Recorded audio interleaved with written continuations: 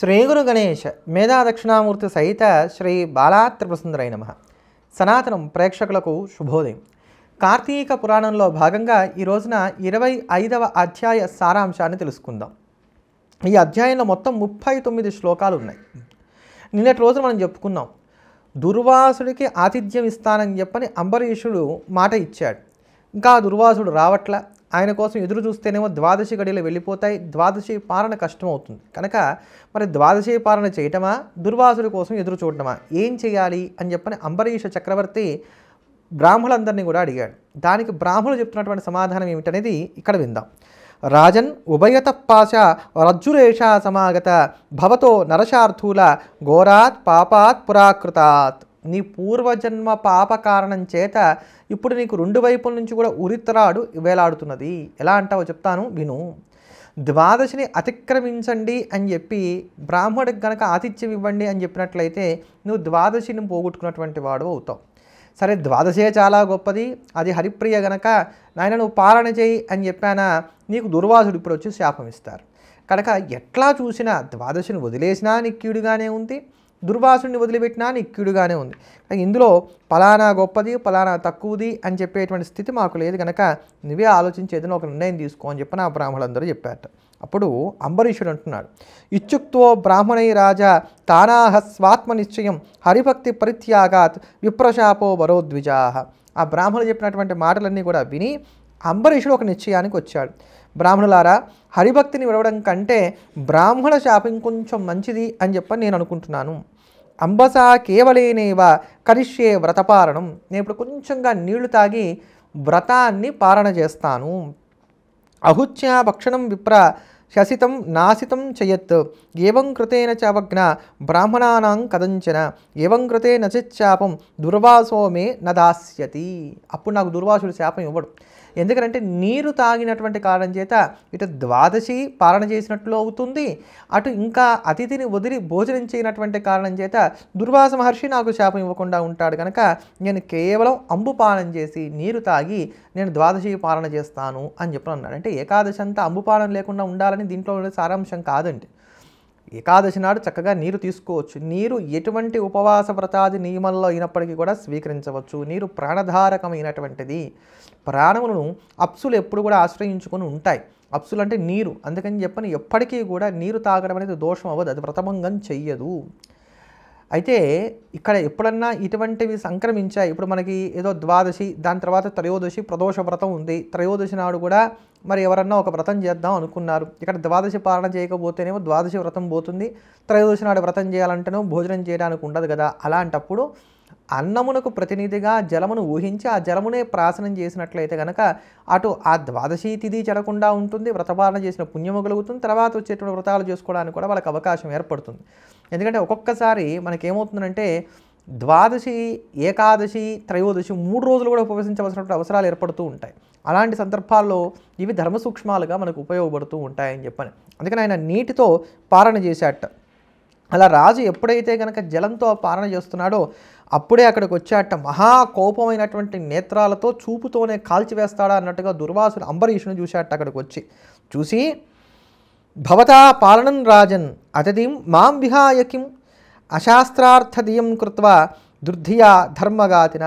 ఓ రాజా, అతిథిగా నన్ను విడిచి శాస్త్రమర్యాదను వదిలి ధర్మభంగకారివై నువ్వు దుర్బుద్ధితోటి ఇగో నువ్వు ద్వాదశి పాలన చేశావు. అస్నాత్వాతు మలం భుక్త్వే తదత్వాగంతు కేవలం. స్నానం చేయకుండా భుజించేవాడు, ఇతరులకు పెట్టకుండా ఒక్కడే తినేవాడు, అతిథిని రమ్మని పిలిచి తాను ముందుగా భుజించేటువంటి వాడు. వీళ్ళంతా అందరికంటే కూడా అధమాధములైనటువంటి వారు. వీళ్ళు ఎలాంటి వారో తెలుసా? అశుద్ధంలో ఉండేటువంటి పురుగుల లాంటి వారు. తన కోసం మాత్రమే వండుకొని తినేటువంటి వాడు, అంటే ఎవరికీ పెట్టకుండా తినేటువంటి వాడు. మన ధర్మం ఎంత గొప్పదో చూడండి. అసలు భోజనం ఎప్పుడు కూడా ఒంటరిగా చేయరాదు అని చెప్పని ధర్మశాస్త్ర నియమాలన్నీ మనం పూర్తిగా మర్చిపోతున్నాం. ఎప్పుడూ కూడా ఎవరో ఒకరికి పెట్టి తాను తినాలి. అందుకనే అతిథి అభ్యాగతులను ఆదరించాలి అనేటువంటి నియమం గృహస్థులకి చాలా ఖచ్చితంగా ఉంది. ఎవరికీ పెట్టకుండా తనకి తానుగా వండుకొని తింటే కనుక మహాపాతకం కలుగుతుంది అని చెప్పని. అందుకని ఈ పాపాలు పోవడానికి మరి ఇప్పుడు ఒకరికి పెట్టే స్థితి లేదు, ఒకళ్ళు ఆ సమయానికి రావచ్చు రాకపోవచ్చు, కుదరదు కదా. ఒకప్పుడు అంటే ఏం చేసేవారంటే ఇంటికి ఎవరు రాకపోతే కనీసం పెద్ద కొడుకుని పక్కన కూర్చోబెట్టుకుని భోజనం చేసేవారట. ఇప్పుడు ఆ స్థితి లేదు. మరి ఏం చేయాలి? భార్యాభర్తలు ఇద్దరు కలిసి భోజనం చేయొచ్చు కదా అంటే ధర్మశాస్త్రంలో ఇద్దరు కలిసి భోజనం చేయడానికి తిరస్కరించారు. ఒక పెళ్లినాడు తప్ప భార్యాభర్తలు ఇద్దరు కూడా కలిసి భోజనం చేయడం అనేది ధర్మశాస్త్రం అంగీకరించేటువంటి అంశం కాదు. సరే ఇప్పుడు లోకల్లో సాగుతోంది, అది వేరే విషయం, అలా ఉండనిద్దాం దాన్ని. అంటే ఇక్కడ ఇటువంటి ఈ పాపం పోవడానికి గాను మనకి మహాస్వామి వారు ఒక మాట చెప్పారు. నిత్యం భోజనం చేయడానికన్నా ముందుగా, అంటే మీరు వంట వండుకోవడానికన్నా ముందుగా ఒక పిడికెడు బియ్యం తీసి పక్కన పెట్టండి. ప్రతిరోజు పెడుతూ కాస్త అవి హెచ్చుగా పోగైన తర్వాత ఎక్కడన్నా అన్నదానం జరిగేటువంటి చోట వాటిని ఇవ్వండి, లేదా దేవాలయంలో ప్రసాదంగా వండుకోవడానికి వాటిని ఇవ్వండి. అప్పుడు ఒకరికి పెట్టకుండా తిన్నటువంటి దోషం మనకు అంటదు అని చెప్పని మహాస్వామి వారు ఒక మాట చెప్పారు. అందుకని ఒకరికి పెట్టకుండా తినడం అనేది మహాపాపం అవుతుంది. అందుకని ఆత్మార్థంగా వంట చేసుకునేటువంటి వాడు తన పాపాన్ని తాను భుజించినటువంటి వాడు అవుతాడు. అతిథి కోసం అని చెప్పని వంట వండి దాన్ని వడ్డించి ఆ వడ్డించిన తర్వాత అతిథికి పెట్టకుండా తానే తిన్నటువంటి వాడు కూడా పాప పరంపరను భుజించినటువంటి వాడు అవుతాడు. పక్వం వా ప్యదవా పక్వం పత్రం పుష్పం ఫలం పయః అధ్యమానం భవేదన్నం అన్న ప్రతినిధౌ స్థితం. మీరు వండినటువంటిది ఏంది అంటే పచనం చేసినటువంటిది, అగ్ని మీద పెట్టి వండినటువంటిది, లేదా అగ్ని మీద పెట్టకుండా ఉంచినటువంటిది, ఆకు కానీ పుష్పం కానీ పండు కానీ పాలు కానీ ఏవైనా సరే ఇది అన్నానికి బదులుగా నేను స్వీకరిస్తున్నాను అని చెప్పి నువ్వు తింటావో ఇది అన్న సమానమే అవుతుంది, ఇది అన్నమే అనుకో నువ్వు తిన్నావు కదా, అందుకని నీ భావన చేత అది అన్నమే అవుతుంది. అలా నీవు నన్ను అంగీకరించావు అతిథిగా, అలా అంగీకరించి అతిథినైనటువంటి నన్ను వదిలి నువ్వు దుర్బుద్ధి చేత అన్నానికి ప్రతినిధి అయినటువంటి నీటిని త్రాగావు. విప్రావజ్ఞకరో మంద విష్ణుభక్త కథం భవాన్ అవజ్ఞాంకృతేనైవ బ్రాహ్మణానాం కదాచన. బ్రాహ్మణ తిరస్కారం చేసినటువంటి నువ్వు విష్ణుభక్తుడు ఎలా అవుతావు? ఓరే బుద్ధి లేనివాడా, ఎప్పుడు కూడా బ్రాహ్మణ తిరస్కారం ఎవరు కూడా చేయకూడదు కదా. పైగా గోబ్రాహ్మణ ప్రియుడైనటువంటి వాడు శ్రీమన్నారాయణుడు గనక బ్రాహ్మణ తిరస్కారం చేసినటువంటి వారికి మీద నారాయణానుగ్రహం ఎప్పటికీ కూడా ప్రసరించదు.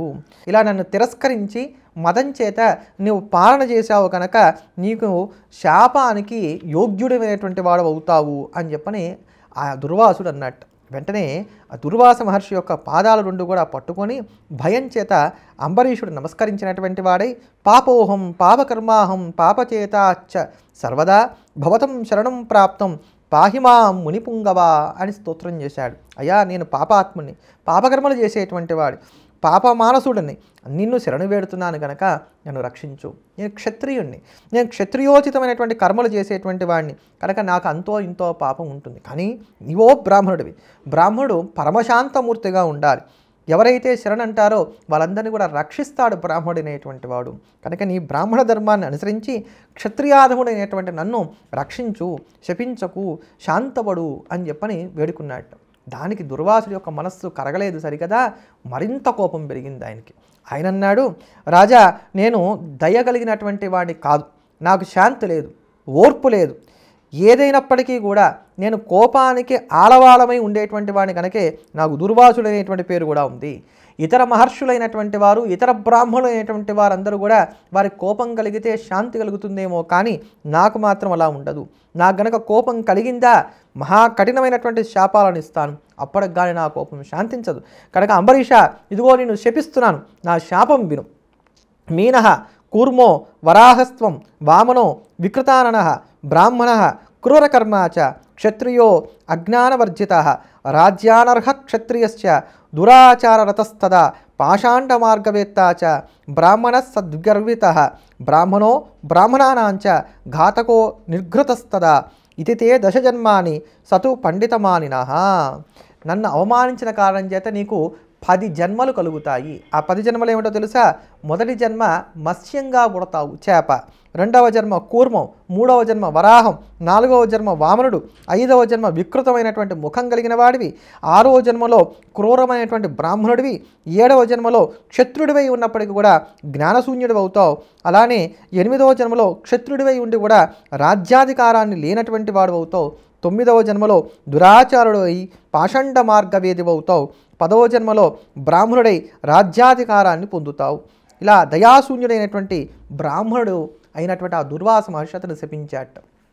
ఈ శాపంలో మీరు కనుక గమనించినట్లయితే గర్వం చేత అంబరీషుడు అతన్ని తిరస్కరించి జలపానం చేశాడు అనేటువంటి కారణం చేత దుర్వాసుడు గర్వభంగానికి గాను ఉపకరించేటువంటి జన్మల గురించి ఇక్కడ చెప్తున్నాడు. చేపకేం గర్వం ఉంటుంది, అలానే కూర్మానికి ఏమి గర్వం ఉంటుంది. అంతేకాకుండా ఒక బ్రాహ్మణుడిగా పుట్టి క్షత్రియులందరినీ కూడా చంపుతానంటే అతనికి అందరూ కూడా మెచ్చుకుంటారా? అతను నిందిస్తారు కదా, అప్పుడు అతని గర్వం ఏ మూలకు వస్తుంది? అందుకని ఇట్లా అతను నిగర్వి అవ్వాలి అనేటువంటి కారణం చేత ఇతను శపించాడు అనేటువంటి దాన్ని కూడా మనం భావన చేయొచ్చు, ఏదో దుర్వాసుడి వైపు నుంచి ఆలోచిస్తే. ఇట్లా 10 శాపాలు ఇచ్చి ఇంకా అతనికి కోపం చల్లారక మరో శాపం కూడా పెడదాము అని చెప్పని దుర్వాసుడు ఉద్యుక్తుడయ్యాట. ఇలా ఎప్పుడైతే దుర్వాసుడు 2వ శాపం కూడా పెట్టడానికి ఉద్యుక్తుడు అవుతున్నాడో వెంటనే సర్వాంతర్యామైనటువంటి శ్రీమన్నారాయణుడు అంబరీషుడిలో కూడా ఉన్నటువంటి ప్రాణస్వరూపుడైనటువంటి ఆ నారాయణుడు వెంటనే సంకల్పం చేశాట, బ్రాహ్మణుడి యొక్క ఆక్రమణ నుంచి, శిక్ష నుంచి అతని యొక్క భక్తుడైనటువంటి అంబరీషుని రక్షించాలి అని చెప్పని వెంటనే తన చేతిలో ఉన్నటువంటి చక్ర ఆయుధాన్ని పంపాడు. అథ జ్వాలాకారానంత కోడి సూర్య సమప్రమం వ్యాధితాస్యంద్విజచక్రం దృష్ట్వా భయముపాగత ప్రాణత్రాణాయ సహస పలాయనపరో అభవత్. కోటి సూర్యప్రభాభాసమానమై జ్వాలలతో మండిపోతూ ఆ దుర్వాసుడి మీదకి ఆ సుదర్శన చక్రం నోరు తెరుచుకొని బయలుదేరిందిట. అంటే గిర గిర తిరుగుతూ ఆ సుదర్శన చక్రం ఆ యొక్క అంబరీషుని రక్షించడం కోసం అని చెప్పని దుర్వాసుడి మీదకి ప్రయాణమైంది. దాంతో భయం పొందినటువంటి ఆ దుర్వాసుడు ప్రాణాలు కాపాడుకోవాలనేటువంటి తలంపుతో పరిగెత్తడం మొదలుపెట్టాట. ఎంత పరిగెత్తాడయ్యా అంటే భూమి అంతా పరిగెత్తాట. కానీ భూమిలో ఎవ్వరూ అతని రక్షించగలిగినటువంటి వారు కనబడలేదు. శక్రాదయో లోకపాల వశిష్ఠాద్యాశ్చ తాపసాః హరబ్రహ్మాదయశ్చాపి శక్తా నాసన్ హి కేనచ. తాపసస్య మునీశస్య కోపసంక్రాంత దుర్ధియః హరిభక్తావమానేన బభూవ ప్రాణ సంకటం. ఇంద్రాది దిక్పాలకులు, వశిష్ఠాది మహర్షులు, బ్రహ్మాది దేవతలు దుర్వాసుని రక్షించలేకపోయారట. అంటే వీళ్ళందరి దగ్గరికి దుర్వాసుడు వెళ్ళి నన్ను రక్షించండి, ఆ సుదర్శన చక్ర బారి నుంచి నన్ను కాపాడండి అని వేడుకున్నా వాళ్ళెవ్వరూ కూడా రక్షించలేకపోయారట దుర్వాసుని. ఇట్లా తపస్సు చేసుకునేటువంటి ముని తన కోపం చేత దుర్బుద్ధి అయి హరిభక్తుని అవమానించడం కారణం చేత ఆ దుర్వాసుడు ప్రాణ సంకటంలో పడ్డాడు అని చెప్పని ఈ అధ్యాయం మనకి తెలియజేస్తోంది. తర్వాత జరిగినటువంటి వృత్తాంతం ఏమిటనేది రేపటి అధ్యాయంలో మనం తెలుసుకుందాం. ఎల్లప్పుడూ దేశాన్ని ప్రేమిద్దాం, దైవాన్ని స్మరిద్దాం. హర నమ పార్వతీపతయే హర హర మహాదేవ. సర్వం శ్రీ ఉమామహేశ్వర శ్రీచరణారవిందార్పణమస్తు. స్వస్తి.